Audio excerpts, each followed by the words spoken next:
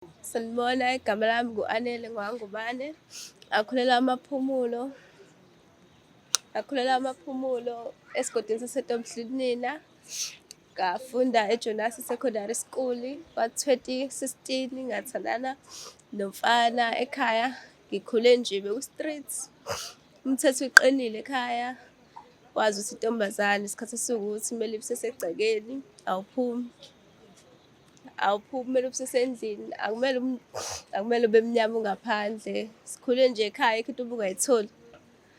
Yonke into ubuyithola, hlala kahle. Sathandana-ke nomfana 2016, kwamnandi kanjeya. Sifunda igredi eyodwa. Kuhlukaniswe ukuthi omunye ubefunda A, omunye ufunda ka-B. Sihlala kamnandi. Kuthe sesiqedile-ke esikoleni, 2017 saqeda u-matric kwamnandi. 2018 saqala savakashelana nomfana ngoba siqedile esikoleni. Sahlala-ke nkathi ngizokhulelwa, umfana wayevuma sakobika isisu kahle. Wavuma umfana isisu uthi uyangazi ingane yakhe. Bavuma kwabanjalo-ke. Kubo-ke bahamba-ke kwasho ukuthi ekhaya basho ekhathi bafuna ini, nani nani kanjani. Kugezwa umuzi. Wagezwa-ke umuzi. Beza baphatha-ke ihlawulo, imbuzi. Kwakufanele lokho okumele bekuphathe. Bafika nakho kwenziwa kahle kwaqedwa. Ugogo wengane wayengithanda-ke Nkosi yami. Engithanda, ekhululekile ngoba nje yathi sengitentile wangiphathela ingane kahle. Kwaphoqa-ke ukuthi kwaba khona-ke omunye u-anti kamfana wathi nje cha, angikoqhubeka nesikole mina kumele ngizohlala la ngoba ngikhokheliwe. Ngiyafana nomuntu okhokheliwe umfazi. Ngizohlala emakhaya, ngingaba nankinga. Ngahamba bangivumela ekhaya, sahlala. Ngahlala-ke kamfana-ke, umfana waqhubeka wathi hamba uyoqhubeka nesikole yena afunde, mina ngihlale kubo. Kade angazi, u-anti wakhe uzomfunela intombi eyitshitshi. Nazi ukuthi uyafunda. Afike futhi umfana engasolisi lutho. Kube mnandi efikile nje uthi awubuyile ubaba wengane, sihlale kumnandi, ngihlala nomama, umama engiphethe kahle. Thatha njengengane yakhe. U-anti nje lo engangifuna kuphela, u-anti kamfana. Kumnandi nje. Kade angazi ngenye i-day kwathiwa uyolobola ubaba wasibanibani. Hawu kanjani ngikhona. Uthi u-anti ayolobola nangampela bahamba bolobola. Umama angiduduza, umama engihlala naye ngingaba nankinga athi hhayi khululeka kuzolunga. Sihlala, ngihlala kube mnandi. Alobole nangampela. Sasihleli-ke bengithi ngezwa hhayi bo, mina kumile ngakumina baqhubeke umfana useyabuyela ekhaya kodwa ngala uyaqeda enze yonke into.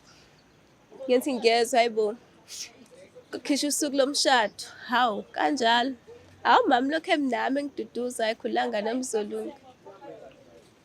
Ngithi umama hhayi kuzolunga ungawari soqhubeka nawe khululeka.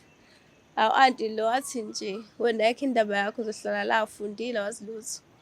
Wazala angithi hhayi. Hlale futhi nomama kube mnandi. Ngenye i-day hawu luphume usuku ngempela kuthiwa bayashada. Hawu beshade ngingaba nankinga. Ashada wathiwa hhayi futhi akahlali la uyoqhubeka nesikole yena, wena hlala la emakhaya. Athi umama uyazama ukungikhulumela wathiwa cha, lo vele asibatholane la emakhaya, lo batholane esikoleni. Ayikho into eyaziyo. Hhayi bengihlala emakhaya. Gcine ngibona ukuthi ayikho le nto le. Qale ngicela ugogo wengane ukuthi ngixoxisana nengane. Ngiqhubeke mina ngibuyele ekhaya. Mese ngiyafika ekhaya kwathiwa ekhaya umndeni o-street. IsiZulu liyakholelwa kusona kwathiwa nje umfazi womuntu lotsholiwe, ubuyele emzini. Ngithi hhayi ngizokwenzenjani? Ngisekhaya abangifuni, indoda ayingifuni. Ngizokwenzenjani? Ngithanda umama kuphela, kusho ukuthi ngihlalela umama nengane. Ngihlale nomama kube mnandi nje. Kodwa inhliziyo ayisekho la engihleli khona. Uthi umama agcine ethi ayikho into ozoyenza. Vele unyenye uhambe nawe uy'hambele. Ushiye ingane. Gcina lapho-ke ukuthi hhayi kungiphoqa ukuthi hhayi angihambe. Ngahamba kanjalo-ke emzini wami. Bashada. Baba wengane. Methi siyezwa sebehlukene nalo muntu abashade naye, usuyaqala usezobuya futhi. Iyangincenga. Sethi wayenziwa u-anti wakhe, hhayi ngoba wayemthanda lo muntu yena ethanda mina. Nami lapho sengiyaqhubeka sengiyafunda. Akusekho ukuthi ngibuyele kuyena. Lokhu ngehla ngiyobona ingane yami ihlala ugogo wayo kanjalo nje kuphela. Qhubeka-ke nesikole kanjalo kwamnandi ngafunda. Manje ngisafunda enyaweni wesibili ngatholayo omunye umfana. Sathandana, wangithanda. Wangitshela futhi iqiniso Nkosi yami ukuthi hhayi mina ngishadile emakhaya nginenkosikazi. Nami ngamtshela ukuthi hhayi nginengane, ingane ehlala kubo ngilotsholiwe. Kodwa kwenzeka ukuthi lo muntu ayengilobolile washada, bamtholela intombi eyitshitshi washada nayo-ke nasala kanjalo. Hhayi wangitshela sathandana kwamnandi sabonisana sesigcine sethi hhayi ngicabanga ukuthi ngiyovela kini ngiwahlalise nonkosikazi wami lokuqala. Nganginakho ukusaba, kodwa hhayi ngoba ngiyamthanda nawe ungithanda kahle. Ngakhululeka sahamba saqala unkosikazi wakhe wangichaza, wangamukela unkosikazi wakhe. Wathi uma ngizomhlonipha nje kuphela ngiyazi indawo yakhe, hhayi angempela.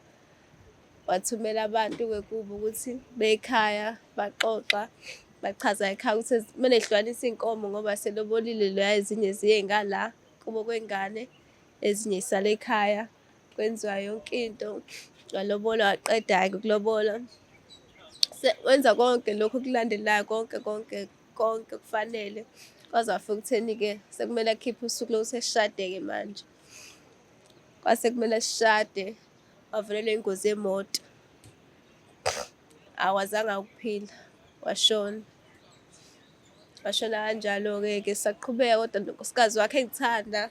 Siqhubeke nje sasazi sisingosisi, sisingosisi sobabili. Wangithanda-ke sahlala. Ngahamba ngaya emakhaya-ke ngoba kufanele phela siyozila. Sazila ngahlala sakhumula. Sahlala nonkosikazi, hhayi ngama emsebenzini sacela emsebenzini hhayi cela simame kancane. Sahlala emakhaya, wangikhulula unkosikazi lo mdala wathi hhayi ungahamba uyoqhubeka nempilo yakho ngoba vele ubususebenza wena. Koda-ke phela ukhumbule ukuthi uganile kumele ubuye uvakashe uze la emakhaya. Nangempela angikhohlwanga ngoyena obengithanda nami ngimthanda usisi. Ngisho indoda yathi ithi ingasekho. Engingakusho ukuthi nje ungahlukumezeka okokuqala kodwa uzomthola umuntu okuthandayo. Abafani bonke. Kumele ukuthi ubuthola ukuthi unomuntu wakhe mhloniphe. Ungathi uhlala emakhaya wena uzobe ungqongqo phela wena ufundile. Lo ohlala emakhaya akafundanga, wena ufundile kusho ukuthi wena wazi yonke into. Hlonipha lo omunye umuntu wesifazane khona nizohlala kahle.